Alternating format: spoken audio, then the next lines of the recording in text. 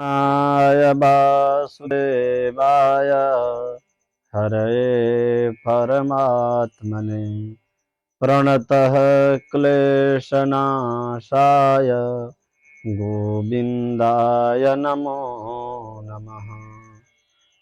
मैं आचार्य ओम प्रकाश जी महाराज काशी की पावन धरा से चैत्र महीने में कृष्ण पक्ष में पड़ने वाली एकादशी व्रत कथा के विषय में बतलाने जा रहा हूँ।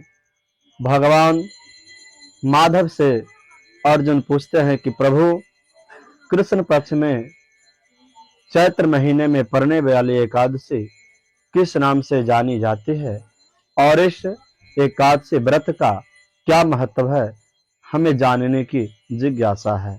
भगवान माधव कहते हैं, अर्जुन, जो कृष्ण पक्ष में एकादशी पड़ती है उसे पाप मोचनी नाम के एकादशी व्रत के नाम से जाना जाता है, जिसको करने से मानव के सारे पापों का शमन हो जाता है।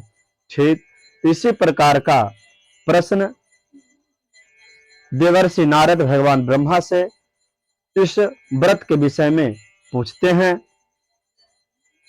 नारद को भगवान ब्रह्मा इस एकादशी व्रत के विषय में बतलाते हैं, कहते हैं कि चैत्र कृष्ण पक्ष में पड़ने वाली एकादशी पाप मोचनी एकादशी के नाम से जानी जाती है।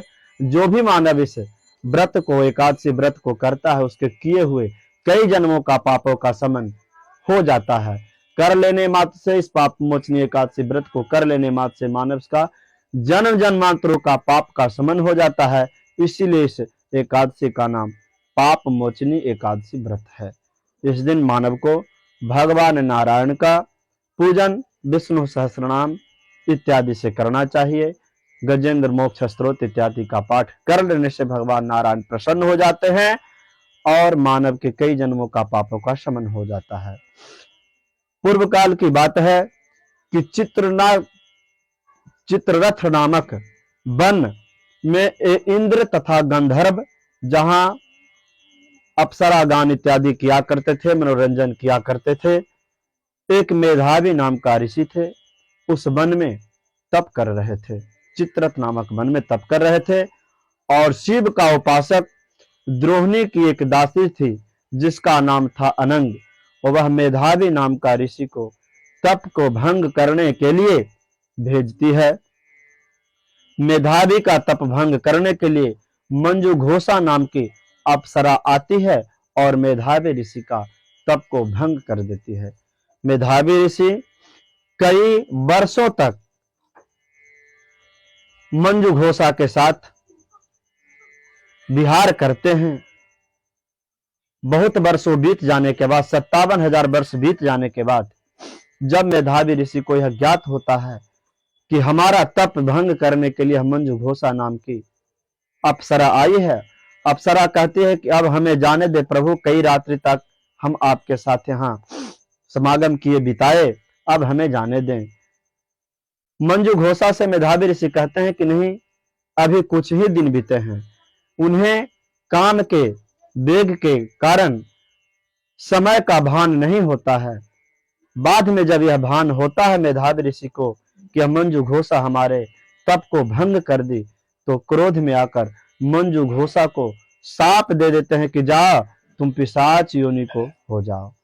मंजू घोषा इस पाप से ग्रसित हो जाती है और कहती है प्रभु, हमें अब इस पाप से मुक्त होने का कोई उपाय तो बतलाइए। मंजू घोषा को कहते हैं जाओ, अब तो पाप को तुमको भोगना पड़ेगा, परंतु एक ऐसा व्रत बतला रहा हूं जिसको करने मात्र से तुम्हारा सारे पापों का शमन हो जाएगा। चैत्र महीने में कृष्ण पक्ष में पड़ने वाली एकादशी जिसको करने से तुम्हारा सारे पापों का शमन होगा, इसीलिए तुम चैत्र महीने के कृष्ण पक्ष की एकादशी को करो। वह पाप मोचनी एकादशी है जिसको करने से तुम्हारे सारे पापों का शमन हो जाएगा। मेधावी ऋषि चवन ऋषि के पास जाकर बतलाते हैं कि हमने आज इस तरह का शाप दे दिया। चवन ऋषि बहुत व्यथित होते हैं और बतलाते हैं कि जाओ, चैत्र महीने के कृष्ण पक्ष के महीने में जो भी एकादशी व्रत को करेगा उसके सारे पापों का शमन हो जाएगा। इसलिए हर सनातन धर्मावलंबियों का एकादशी का सारे व्रतों की जननी एकादशी व्रत कथा उपवास अवश्य करना चाहिए। करने मात्र से, इस कथा को श्रवण मात्र से मानव के सारे पापों को शमन हो जाता है। यदि आप हमारे YouTube चैनल के नए श्रोता हैं तो हमारे चैनल को सब्सक्राइब जरूर करें और इस कथा को अधिक से अधिक लोगों तक शेयर करें ताकि इस कथा को सुनकर अन्य लोगों का भी पापों का प्रायश्चित हो, शमन हो। जय जय श्री राधे श्याम।